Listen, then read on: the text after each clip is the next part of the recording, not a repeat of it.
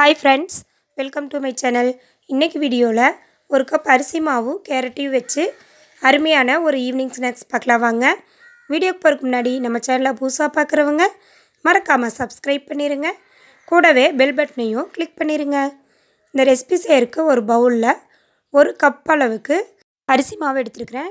நான் வீட்டில் இருக்கிற அரிசி மாவு தான் நான் எடுத்துருக்கிறேன். நீங்கள் இடியாப்ப மாவு இல்லை கடையில் வாங்குகிற அரிசி மாவு கூட எடுத்துக்கலாம். அரை டம்ளர் அளவுக்கு கூல் வாட்டர் தான் எடுத்துருக்கிறேன். அதை சேர்த்து இதில் நல்லா பெசரிக்கலாம். கட்டி இல்லாமல் நல்லா உதுத்து விட்டு கையாலேயே நல்லா சாஃப்டாக வர்ற அளவுக்கு பிசைஞ்சு எடுத்துக்கலாங்க.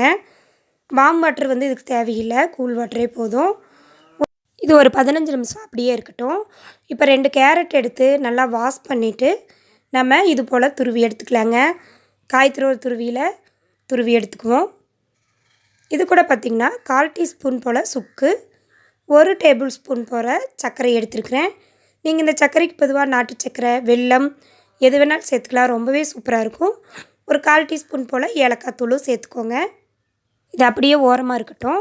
இப்போ பாருங்கள், அரிசி மாவு நல்லாவே சாஃப்டாக இருக்குது. இது போல் ஒரு பேப்பர் அல்லது நம்ம கோதுமை மாவு கவரு, பால் கவர் இது மாதிரி இருந்துச்சுன்னா கவர் எடுத்துக்கோங்க. அதில் 1 டீஸ்பூன் ஆயில் சேர்த்துட்டு நம்ம ரெடி பண்ணி வச்ச அரிசி மாவை இது போல் உள்ளே வச்சு மேல் பாகத்தை மூடிட்டு இது போல் பரத்தி விட்டுக்கலாம். இல்லை நீங்கள் சப்பாத்தி கட்டையில் கூட இது போல் ரெடி பண்ணிக்கோங்க. நான் 2 மெத்தடில் இந்த ஸ்நாக்ஸ் சொல்லியிருக்கேன்.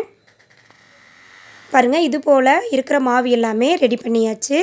இப்போ இதுக்குள்ளே பார்த்திங்கன்னா நம்ம ரெடி பண்ணி வச்சுருக்கிற ஸ்டஃபிங் எடுத்து உள்ளே வச்சுருவோம்.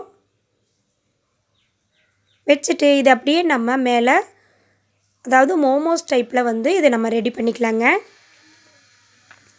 லேசாக உருட்டிட்டு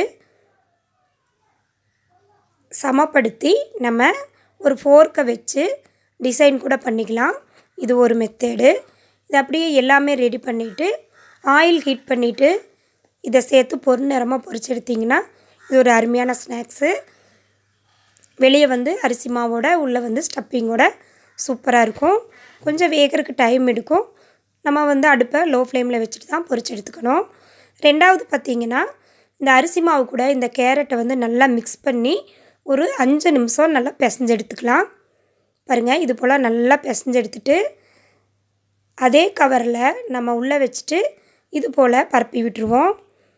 பரத்திட்டு ஒரு கத்தி வச்சு நம்மளுக்கு பிடிச்ச டிசைனில் கட் பண்ணிக்கலாம்.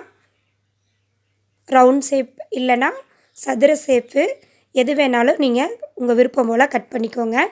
நான் இன்றைக்கி டைமண்ட் ஷேப்பில் தான் கட் பண்ணி எடுக்கிறேன்.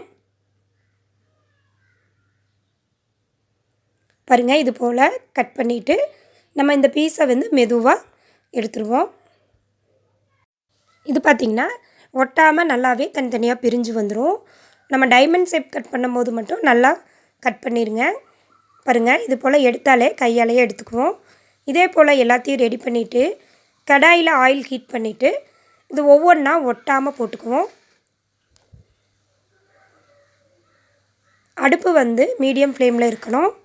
இது போல் எல்லாத்தையும் சேர்த்துட்டா ஒரு 2 நிமிஷங்களையே ஜஸ்ட் இது வெந்து வந்துடும். ஏன்னா லேசாக இருக்கிறனால சீக்கிரமே இது வெந்து வந்துடும். அழுங்காமல் திருப்பி போட்டுடலாங்க. இது பார்த்திங்கன்னா லேஸ் மாதிரி தான் இருக்கும். நம்ம வீட்லேயே செய்யக்கூடிய லேஸுன்னு கூட இதை சொல்லிக்கலாம். பாருங்கள், நல்லாவே வெந்துருச்சு. இப்போ நம்ம இதையை எடுத்து ஒரு தட்டுக்கு மாற்றிக்கலாம். இது போல் மிச்சம் இருக்கிற எல்லா மாவையும் நான் பொரிச்சு எடுத்துட்டேன். பாருங்கள், சத்தம் கூட நம்ம கடையில் வாங்குகிற லேஸ் மாதிரியே கேட்கும். இதை இது போல் ஒரு பவுலுக்கு மாற்றிக்கலாங்க. மாற்றிட்டு இது கூட 1/4 டீஸ்பூன் உப்பு, 1/4 டீஸ்பூன் தனி மிளகாய் தூள் சேர்த்துருக்குறேன். சேர்த்துட்டு ஒரு 2 நிமிஷம் நல்லா குலுக்கி விட்டுடலாங்க. குலுக்கி விட்டு எடுத்திங்கன்னா அருமையான சூப்பரான ஈவினிங் ஸ்நாக்ஸ் ரெடி. இது பார்த்திங்கன்னா உப்பு இனிப்பு 2ம் கலந்த அருமையான லேஸ்னே சொல்லலாம். மறக்காமல் ரெசிபி ட்ரை பண்ணி பாருங்கள். இந்த வீடியோ பிடிச்சிருந்தா சேனலை மறக்காமல் சப்ஸ்கிரைப் பண்ணிடுங்க. லைக் பண்ணுங்கள், ஷேர் பண்ணுங்கள், கமெண்ட் பண்ணுங்கள்.